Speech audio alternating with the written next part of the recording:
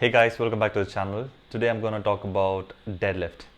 Most of you guys asked me about making this video, and that's the reason behind this video.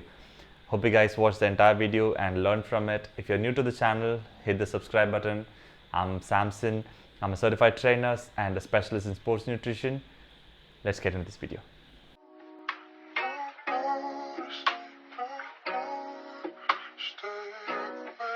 Told her feeling like I'm back in my damn mind. Told her feeling like I'm rapping a damn lie. Told her feeling my life is a damn game. Nigga really want that high in the night. Only took my pill.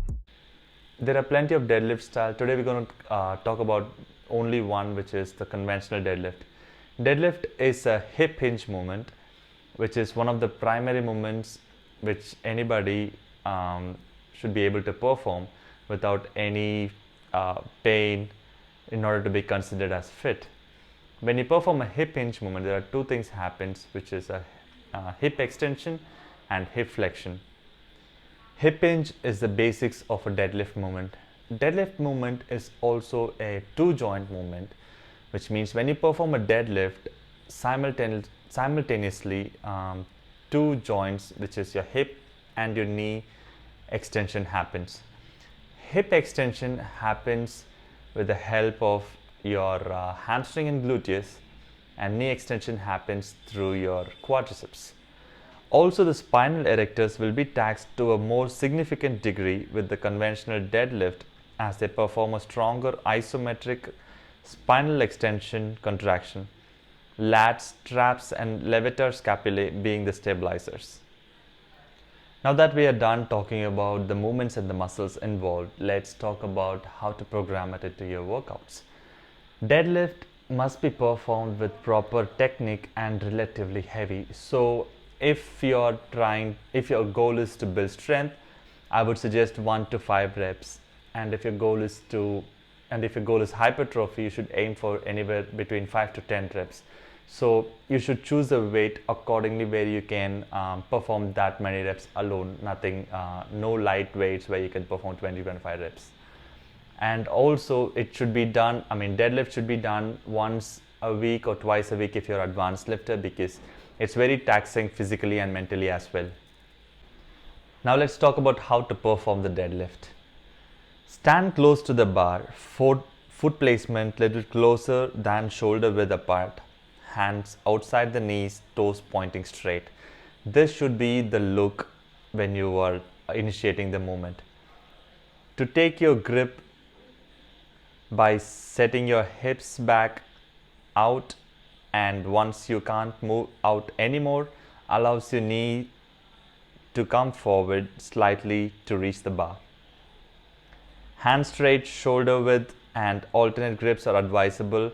Now that your hips are still high and anteriorly tilted, take in a deep breath. Now you're ready to initiate the deadlift. As soon as you pull the stack out of the bar, explode up with weight leading with your chest up. Drive your hips forward while holding the isometric contraction in your lumbar spine to prevent lower back rounding. Keep your shoulder blade together to avoid upper back rounding. Now let's talk about the common mistakes which happens when you perform a deadlift. Number one being the rounding of your back, especially your lower back. To a certain degree, spine flexion is okay because of the tendency of lifting heavy, but not until there's a semi-curve happens in your lower back. And the second common mistakes which most people do is a wrong breathing pattern or an improper breathing pattern.